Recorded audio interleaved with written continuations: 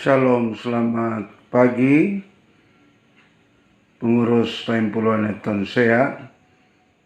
Kita akan mengikuti renungan pagi saat ini. Sebelumnya mari kita berdoa. Terpujilah Engkau ya Tuhan yang telah menyertai memimpin kami sampai pada saat ini. Kami boleh berada sebagaimana ada, khususnya keluarga besar Paimpuloan Tonsea boleh berkumpul dan boleh mengikuti renungan pagi pada hari ini. Urapi dengan kuasa Roh-Mu yang kudus agar menjadi berkat bagi semua kami yang mendengarkan. Dalam nama Tuhan Yesus kami berdoa. Haleluya. Amin. Kita akan membaca Mazmur pasal 146 ayat yang pertama sampai ayat yang ke-6. Hanya Allah satu-satunya penolong. Haleluya, pujilah Tuhan hai jiwaku. Aku hendak memuliakan Tuhan selama aku hidup, dan bermazmur bagi Allahku selagi aku ada. Janganlah percaya kepada para bangsawan, pada anak manusia yang tidak dapat memberikan keselamatan. Apabila nyawanya melayang, ia kembali ke tanah. Pada hari itu juga lenyaplah maksud-maksudnya. Berbahagialah orang yang mempunyai Allah Yakub sebagai penolong, yang harapannya pada Tuhan Allahnya. Dia yang menjadikan langit dan bumi, laut dan segala isinya, yang tetap setia untuk selama-lamanya. Itulah firman atau ayat-ayat yang kita sudah baca tadi, bahwasanya pemazmur mengungkapkan hanya Allah satu-satunya penolong. Demikian juga dalam kehidupan kita ada beberapa hal yang ingin saya sampaikan, bahwa ayat yang kedua berbicara tentang ungkapan pemazmur, aku hendak memuliakan Tuhan selama aku hidup. Jadi selama Tuhan masih memberikan kesempatan pada kita, sampai pada saat ini kita masih ada sebagaimana ada, mari kita memuliakan Tuhan, memuji Dia, karena hanya Dialah satu-satunya yang patut kita puji, patut kita sembah. Itulah ungkapan pemazmur yang dikatakan bahwa dia akan memuliakan Tuhan selama hidup, bermazmur bagi Allahku selagi aku ada. Jadi kesempatan yang Tuhan berikan, mari kita gunakan untuk memuji Tuhan.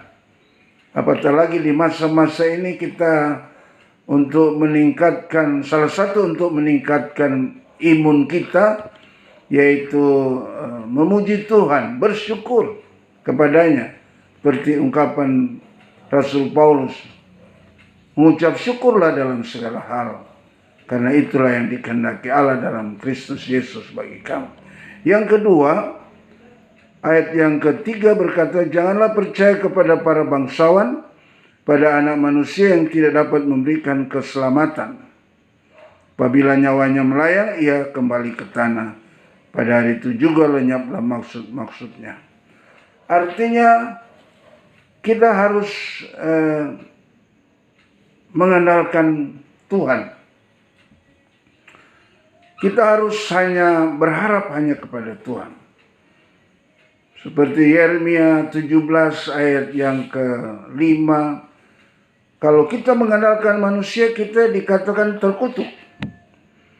Tetapi ayat 7 berkata, diberkatilah mereka yang menaruh harap hanya kepada Tuhan. Itu Yeremia 17 ayat yang ke-5 dan yang ke-7. Lalu yang saya katakan yang pertama tadi mengucap syukur, itu ada pada ayat 1 Tesalonika 5 ayat 16, 17 dan 18. Bagian yang ketiga yang perlu kita renungkan bahwa kita adalah orang-orang yang berbahagia karena kita mempunyai Allah Yakub sebagai penolong. Itu ayat yang kelima. Jadi kita memiliki kebahagiaan di masa pandemi ini. Kita masih hidup, masih bernafas, masih bergerak, beraktivitas, karena kita punya Tuhan yang memberikan selalu penyertaan, perlindungan sampai pada hari ini.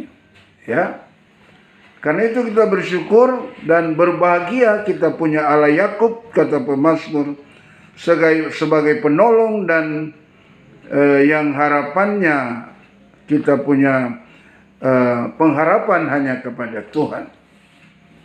Seperti dalam Yeremia 29 ayat yang ke-11, bahwa Tuhan itu tidak pernah merancangkan kecelakaan bagi manusia, tapi masa depan yang penuh dengan harapan. Kemudian yang terakhir, ayat 6, Dia yang menjadikan langit dan bumi, laut dan segala isinya, dan tetap setia untuk selama-lamanya.